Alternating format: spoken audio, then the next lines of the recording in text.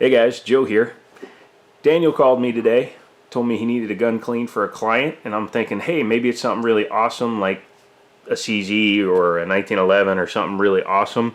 And little was I expecting to be hit with a ghost of my past as well as an interesting piece that we're going to talk about right now.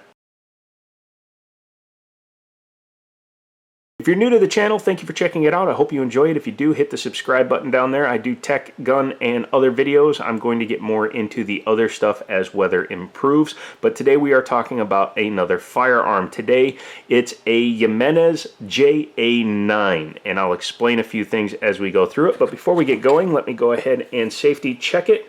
To do that, the easiest thing to do is point in a safe direction, grab the top of the slide, and lock it open. You will then visually inspect both the chamber, the mag, the ejection port, and the mag well. Stick your finger in there. It's not going to hurt anything, and make sure that it's empty. Safety is very important. Treat these as they're loaded, even if, like me, you know they're not because you just got done disassembling it for a cleaning. I will go ahead and drop the slide on the Jimenez JA9. This is what was commonly referred to back in the 80s as the Saturday Night Special. That term indicates an extremely cheap pistol that was usually something that was so cheap people didn't care if they got stolen, they didn't get reported. A lot of these were used in crimes because they were actually mildly decent capacity for their time, and they were just literally throwaway guns. Jimenez actually started producing this pistol after the company that he worked for that used to produce this pistol went out of business. They were sued so many times that they were forced to go out of business. Jimenez bought the tooling and continued to make the firearms. He changed a few things in order to get that passed, I think including adding a manual safety. This gun is striker fired. It's extremely heavy because it's made out of a zinc steel ZMAC kind of a thing. It's like a high point basically, only honestly a lot better looking than a high point, but it's not got a whole lot going for it over it. This is a later version as it has the adjustable rear sight, which we will get to, and it is finished in a very thick coating. It's pretty shiny. I did put some penetrating oil on it, trying to clean it up a little bit and make it look nicer. And this one is a customer's firearm, and they use it a lot. You can tell by the finish being worn off because this is thick stuff, and the fact that they wore it down that much means that they actually took this thing out and put a lot of rounds through it, which is pretty impressive because this is a straight blowback pistol. Yes, a straight blowback pistol. It's based on a design, I believe, from the 60s, and it was an Italian gun that was brought over here when they were making the cheap ones, and then, yeah. This is serial number 10,000, and considering how fast they were cranking these out, yeah, that's early-ish, but it was late enough that it has a couple of additions that mine didn't have. And that brings me to the ghost of my past thing.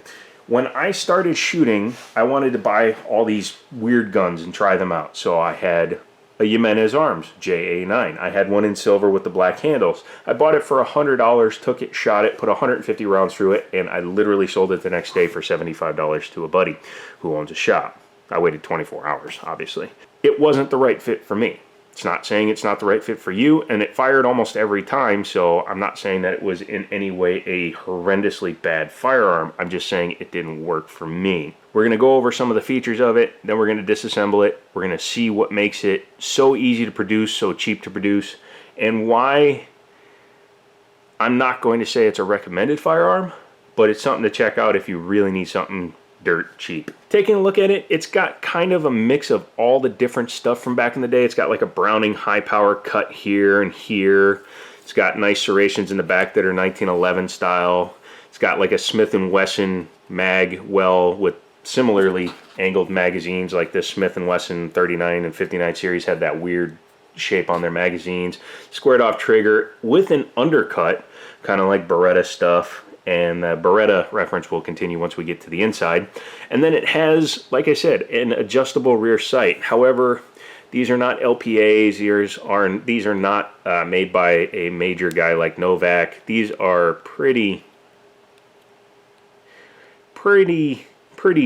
weak and cheap. I mean, the fact that I can just do that and move it around, even with the screw all the way tightened as much as I feel like going, is indicative of the price point of this firearm. The front is a blade with a piece of orange plastic, which quite honestly is not bad.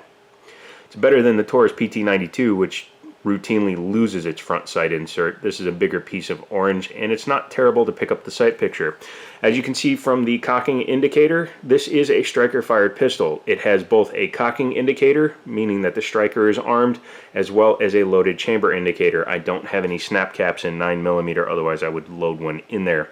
I'm not going to put a live round in it because, you know, safety reasons. It's a compact design. It's about the size of a Glock 26 in the frame, not in the slide. The slide's a little bit longer, but being that it's an all metal construction, it literally weighs as much as a 1911. It's, I think, 38 ounces when it's dry. And in order to make a pistol that they could sell, I think at the time they were 120 bucks, 150 bucks at the most. In fact, in the 80s, I think they were under $100. They made this thing out of a weaker material, which meant that it had to be much thicker. You can see how thick the wall is in the backstrap and how thick the frickin' barrel surround is. My brain just lost its words, sorry about that. But you can just see how thick and chunky it is, much like a high point, because just like a high point, this gun is blowback operated. It is a single action only. It does require the magazine to fire. A lot of guns from the day did. This one was also manufactured in California, so it might have been a requirement to be sold there.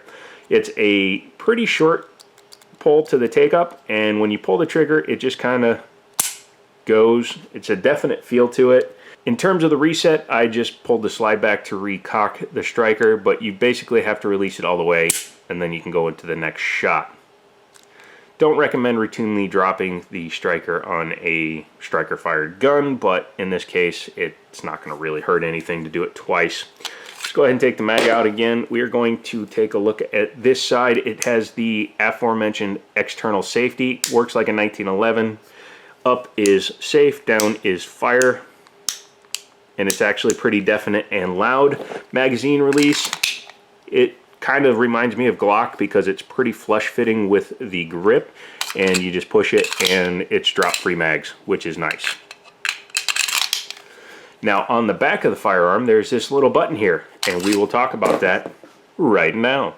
This is the disassembly takedown. It's a little bit fiddly to do it, so hopefully I can do it here on camera for you. What you want to do is pull your slide back, do a safety check. Let's just do that real quick.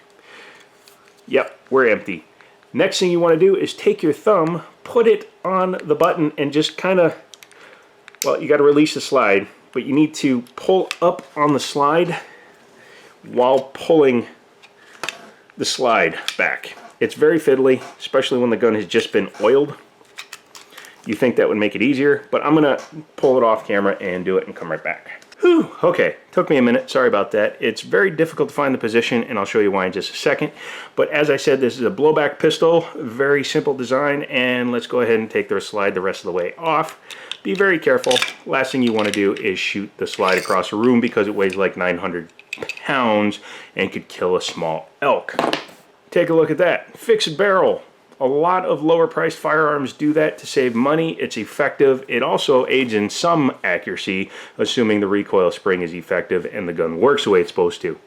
No guide rod, just sits in the front of the frame there and goes underneath the barrel. And this is actually the alignment for the guide rod, or the spring, not the guide rod, pardon me, but it's the guide for the spring so that when it's on,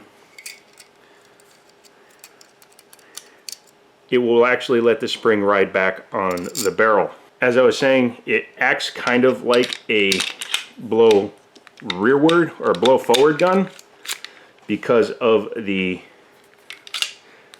striker spring. The striker spring is strong enough to pull the slide back. Let's go ahead and take a look at the slide. Inside, in terms of manufacturing marks, it's not as bad as it could be. I'm sure the coating that's on here helps hide a little bit of it. It might be hard to see on the camera, but I can see a lot of machining marks on the flat surfaces inside, especially by where the striker goes, and that is indicative of not using super high tolerance parts and super high tolerance machinery, excuse me. The front here is extremely thick for holding the barrel, and the guide, I keep saying guide rod, but the recoil spring in place, it needs to be, because again, this takes a huge amount of pressure. The back here, as you can see, this is all chunky steel. Looks like they just kind of drilled it out when they installed the striker there. The ejection port with the extractor, sorry. This is pretty rudimentary. There's no drop safety inside. Nothing to really make it super duper safe other than the external safety. Yes, so that's the slide. Let's take a look at the frame with the barrel attached. Again, this weighs as much as the slide. Super heavy, that's why it was hard to take apart. The barrel is fixed in place, and it looks like it's press fit in, and then there's little rods that are punched through in order to compress it down and hold the barrel. You can see the barrel goes inside of this main housing and is just locked into place. The ramp actually is pretty smooth going in there. It looks like they fit the barrel and then they grind the feed ramp, which is nice. Has a feed ramp, which means it'll probably feed hollow points better than some guns. In terms of the mechanism, super simple. The trigger mechanism is pretty simple. It's just a spring-loaded release, and then it will drop this and let the striker go home and fire the round. Yeah, very big, very chunky. I have big hands, and you can see how hard it is for me to get more than just the first tip around the edge of the gun. Let's go ahead and reassemble it now. It's a little fiddly. Probably going to have to do it off camera, as I did the disassembly, because you need to line everything up. So again, just take your spring, set it underneath the barrel so that it goes into that hole.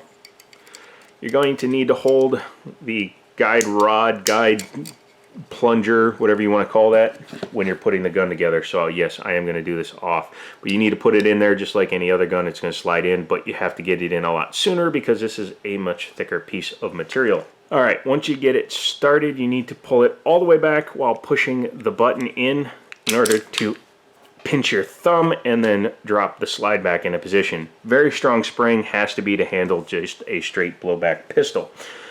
In order to test it, you do need a magazine in it. Striker is charged, so just pull the trigger. Okay, you're back in functionality. Let's talk about a couple of the things that I deem to be pretty negative things which would make you want to avoid this pistol. This is so wide that it's very uncomfortable to shoot. This is so flat that it bites into your hand. They squared off everything, including the grip. So when you're shooting it, it really hurts your hand. I fired 2 boxes of ammo through it with Daniel, and we were really sick of it by the time we were done. It was hurting the back of my hand. I actually had a bruise from how straight this is, and we gave up. And I don't have small hands. So this guy must be like a Navy SEAL who does meth before he goes out shooting, because for him to handle that is pretty damn impressive. I will say it fired every time. So it is reliable-ish for me. I don't know how long he's been using this gun or how many rounds he put through it, but based on that, a lot. And hopefully he's had reliability because he paid to have this gun cleaned. And yes, I will give it a final wipe down before I give it back. That's just my hand oils. I still have cleaning fluid on there, leaving fingerprints. The trigger is better than some, but not as good as a lot of better ones. I know that's a weird thing to say, but it's the only way I could think of to say it. The sight, the rear sight, the fact that it can move so easily can throw off your shot, especially if you're putting it aggressively in and out of the holster. The overall weight is going to be discouraging because it weighs more than a full-size 1911, or the same as a full-size 1911 while being the size of a Glock 26. And the ones that are left on the market tend to be a little bit worn because that barrel was only rated, I believe, for 5,000 rounds. Correct me in the comments if I'm wrong there. But that's it. That's my opinions. That's the facts. That's the teardown. If you've ever wondered how to take it off, sorry it wasn't a great tutorial, but this gun, it can hurt you if you're not doing it in a very, very monitored way. If you like this video, give it a thumbs up. Go ahead and subscribe down below. I'm gonna get out of here, and as always, I'll talk to you later.